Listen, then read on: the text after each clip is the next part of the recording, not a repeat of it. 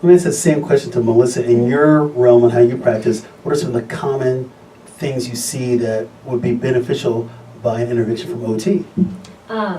What I think is great is that I think a lot of people assume that because you're in the school you do handwriting, but luckily I'm surrounded by an amazing staff at Mill Street where they really believe in like the whole person. It's not just the academics.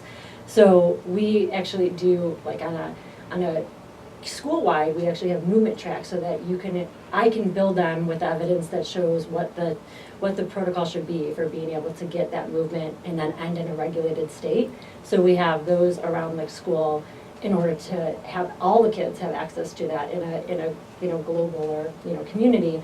But then I do executive functioning. So if it's a kid that has a really messy desk and you have all your stuff all over the place, we work on like how does that look? How do you organize yourself? Where do things go? And giving them the strategies in order to keep organized, or at least for the most part. And then even just being able to plan your arrival routine. It could start with being able to help them. How do I engage a zipper or unpack, and also in an organized manner, so you don't have like a laptop sitting in the back of the room and then a coat in the front of the room and then your shoes are in the hallway. Being able to help them organize, but then the fine motor component where we then work on also self-help skills, handwriting. Then there's a visual motor. How do you help them be able to read with their messy array on a paper? How can I help them and give them strategies so that they can focus right there on the words they're looking at? And then I think a big one that Naperville is doing at 203 is the social emotional learning. And I've had an opportunity to be a big part of that, of being able to teach not only kids on my caseload, but also within the school.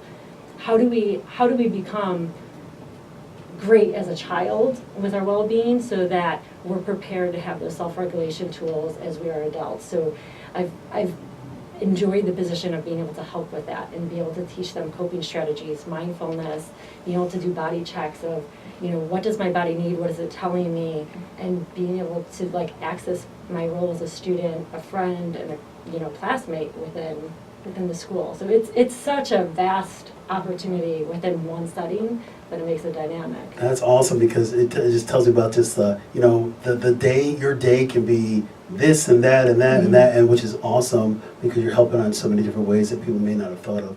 Let me ask the same question.